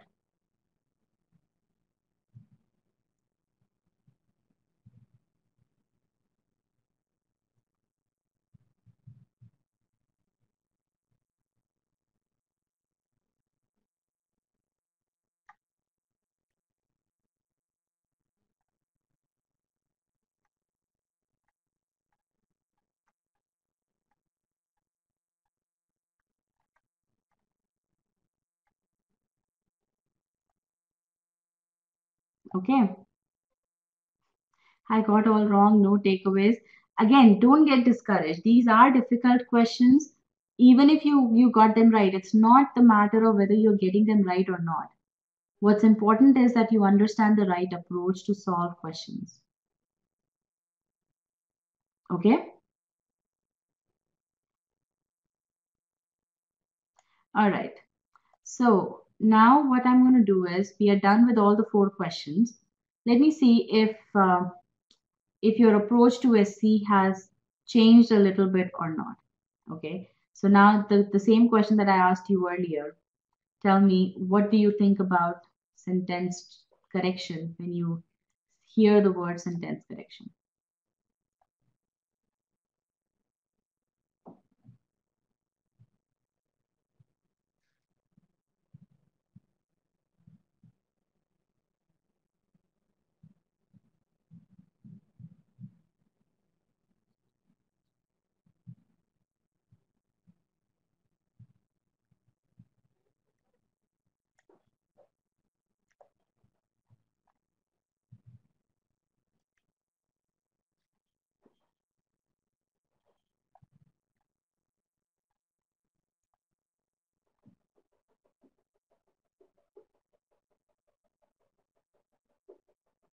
Okay, good.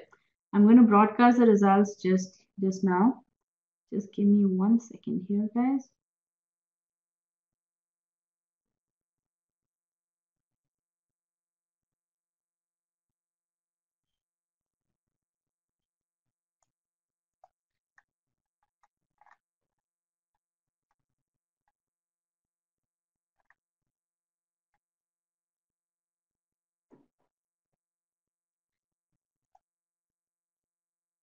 Just give me 1 minute here.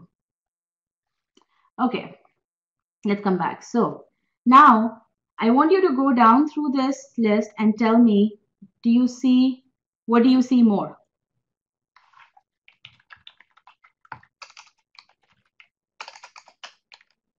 Go down that list and tell me, what do you see more?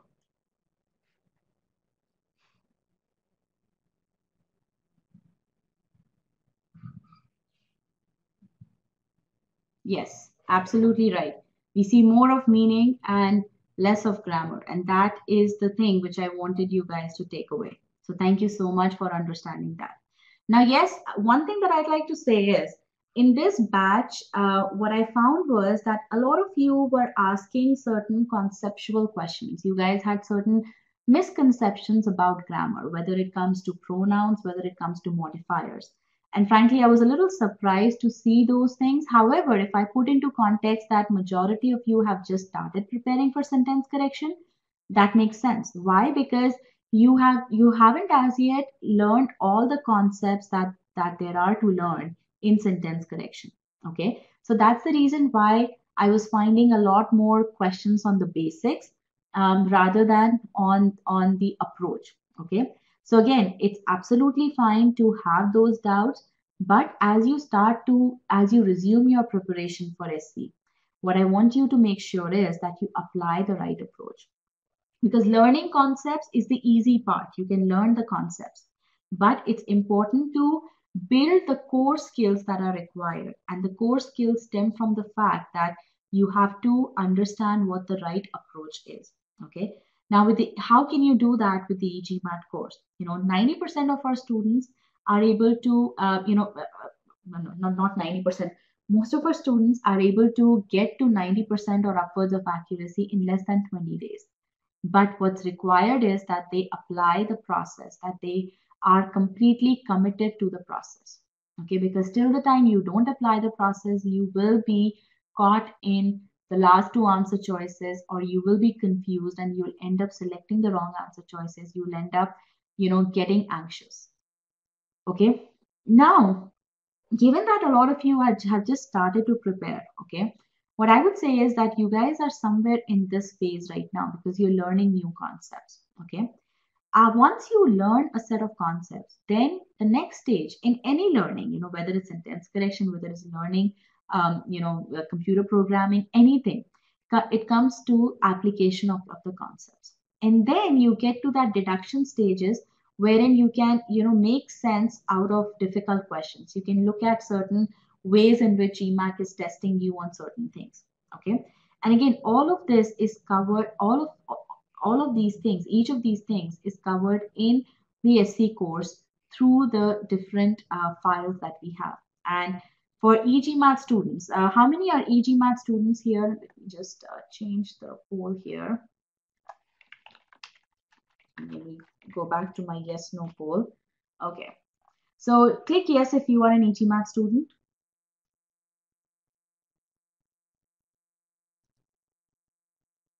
Okay, so more than half the group, or at least more than half the people who have responded to are e-GMAT students. So listen carefully as to how you should be using the course, okay? Because using the course in the right manner is the key thing here, okay? So begin with the concept files, follow the study plan that we have. If you don't have the study plan, ask me towards the end of the session. I'll send you to the right place to get the study plan, okay? Follow the study plan in the order. Okay, look at the concept files. Now, there are upwards of 45 concept files. Now, when you're going through the concept files, you're looking at one error type at a time. You're looking at one concept at a time, not even error type. So for subject verb, we have about 5 different concepts just dedicated to subject verb. So again, these are bite-sized concepts. Make sure that you understand, you do the pre-assessment and the post-assessment in these so that you master these concepts. Okay. Then after you do a set of concept files, you have application files. Now, what that does is that these application files tell you how to apply the process on sentence correction questions. So you learn a set of concepts. It's not like you learn all the grammar concepts that are there to learn. You learn a set of concepts. Then you apply those concepts on SC questions, and that gives you the confidence with the process. Now, when you are going through the application process, make sure that you go through the detailed solutions that we have so that you understand the process very, very carefully. Like the way I had solved these 4 questions in the live session, we have similar explanation for each and every question that is there in the SC course. Okay, so go through those explanations very, very carefully, regardless of whether you got the question correct or not. Okay, because as we saw, a lot of you got to the correct answer, but not on solid grounds. Okay, you were able to get to the correct answer probably by sheer luck. And again, I'm saying that because you didn't reject the wrong answers for the right reasons. So do your due diligence when you are reviewing the application files. Now, after you're done with the application file, and this is the key thing, solve the OG questions. Don't leave the OG questions till the end. Okay, solve the prescribed OG questions right there and then by applying the process. Okay, because if you don't do that, then your learning of the process will not be complete. Okay, so don't leave the OG questions till the end. The OG questions are the best way for you to practice. Okay, for you to master the process. Okay, so all right, let's move ahead. Live sessions. For those, I don't know how many of you are actually enrolled in live sessions. So can you tell me how many e-GMAT students are actually verbal live prep students?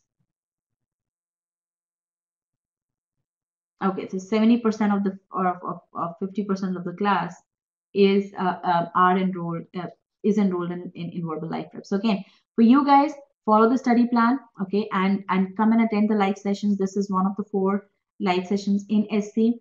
Now, in this session, we gave you an overall view of SC. In sentence structure live session, which is SC2 live session, what we'll be doing is we'll be going through how to split the sentence into its clauses. We'll be teaching that approach to you in grave detail so that you can understand how to master sentence correction, okay, the sentence structure. In SC3, we'll be talking about parallelism, and in SC4, we'll be talking about modifiers. Now, again, very, very, very important point. We don't teach you the concepts in these live sessions. The concepts you learn from the concept files over here, okay? You learn the application of concepts in application file. Over here in the live sessions, you basically come and you spend the time with the instructor, and you get that further reinforcement in the process. You see how the instructor solves the questions real time, okay? So that's what the benefit of live sessions is. So it's very important that you learn all the concepts that are prescribed before the live session so that you can gain the most from the live sessions, okay? All right, and then in the end, we have the workshops to put it all together. Now, what workshops do is that once you are done with your preparation, workshops tell you your true status in that particular section. So when you take the SC workshop, you get to know whether you are at the right place or not. Are you following the process appropriately well? Do you have certain issues with certain question types? Okay, so you get that instant feedback after the workshop so that you can go back into your refinement process and refine your learning. Okay. So again, workshops, I would say, are as effective as probably taking 3 or 4 mocks. So again, utilize the workshops appropriately well. Make sure that you attend the workshops. And for verbal live prep students, I would tell you that you have to make sure that you attend the live sessions. You have to make sure that you attend the workshops. Okay. All right. Now, foundation concepts, and again, I can go through this in detail. Make sure that you go through the sentence structure 1, 2, importance of meaning concepts. And again, these are all available in the free trial. So for those of you who are not as yet e-GMAT customers, you can go through these concepts because these would build your foundation. Okay. Then, in terms of concept files, again, there are 26 files. No, this number is not more than that. And then 300 plus examples, detailed solutions. And then again, look at the free trial. You have 2 very difficult verb ing modifiers are usually very, very difficult to non-natives. Go through this file. Understand how the verb ing work. And what I would suggest is that, if you are reading from a book, read about verb ing modifiers from the book, and then take this concept which is there in the free trial. See how much more you can retain when you go through the free trial. Okay. I assure you that your retention would be at least, your understanding and your retention would be at least 100% more once you go through the concept. And again, that's how much we trust this thing. So again, take this test so that you can understand you can get to the the level of effectiveness of these concepts. Okay. Application files. Now again, in the application file, we all have OG Verbal Review 2 solutions, video solutions. So again, each and every OG Verbal Review 2 SC question has been solved by using this process. Okay, so when we ask you to solve OG questions, go back and review the solutions for OG Verbal Review 2 so that you can cement the understanding of the process in your mind, so that you can verify how you approach the question versus how you should have approached the questions. Okay. So you have all of these things to reinforce the process in your mind. Okay.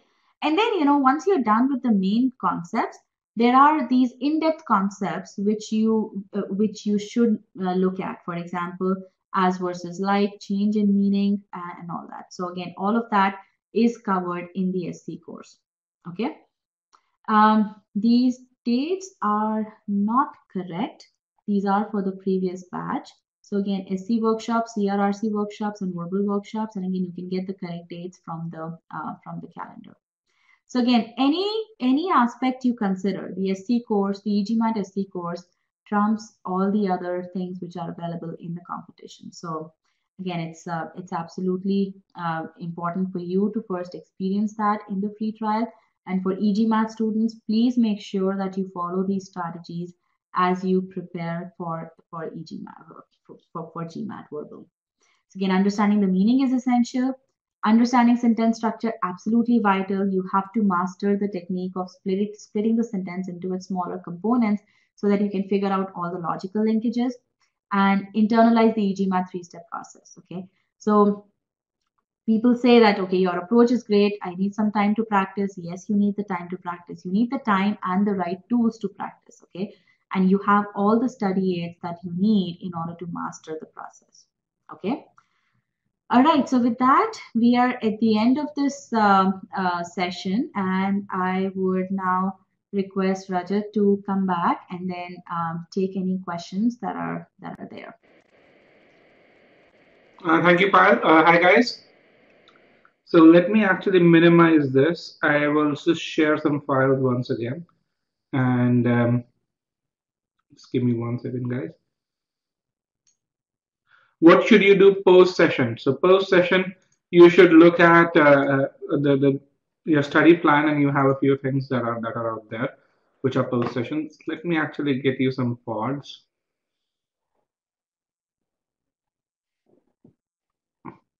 So there's a March 15 schedule. Pyle, can we get the updated session PDF?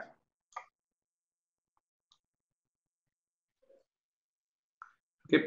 Anand, if you are an e-GMAT student, the study plan is included in your purchase receipt. I can share, I think we do have one study plan here, but your purchase receipt has the best study plan at the most latest one. Okay, someone asked a link for other free sessions. So let me the link for another free session over here. Just give me 1 second. We have a free session next week on reading comprehension. You can get the link over here. Just click on this or click on browse to. Which sessions are free? So let me just go back. We have 3 out of the I think the overall 15 sessions are free. So let me just go back. So as you can really see over here, I can minimize this as well, minimize these as well.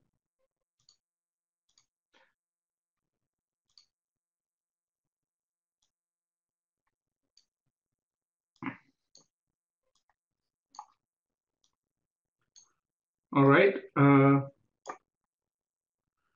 Let's take some other questions. So you can see this, the session shaded in yellow are free. Okay, if you're a verbal online student and if you want to add verbal live prep to your course, then you can just write to support, or I think I can give you a link right here itself.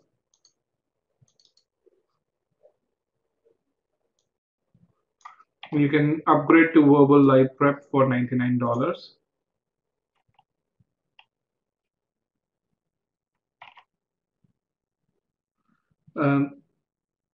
Here you go. Parsa, SC1 and how to approach SC is the same,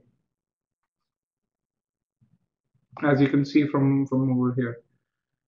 Link for verbal live prep. Nivedita, which link are you looking for?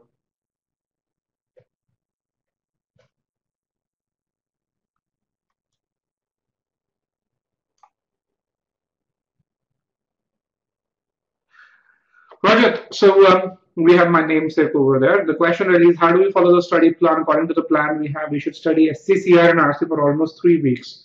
But live sessions are in mixed order. So thank you for that question. So according to the study plan, what the study plan entails is how much, the number of hours that you need for each and every element. The study plan has close to 130 elements in there. It doesn't entail the sequence. The sequence is governed by the sequence of the live sessions. And what you really see is what the study plan has is, if you, for example, if you were to go to the SC1 live session, it will tell you what all do you need to do. And for e-GMAT concepts, it will list out all the concepts. For the PDF files, it will give you a link to the PDF files. And for post-session exercises, it will tell you either a way to do the post-session exercises from, or if they are OG questions, it will also tell you the precise question numbers that you should do.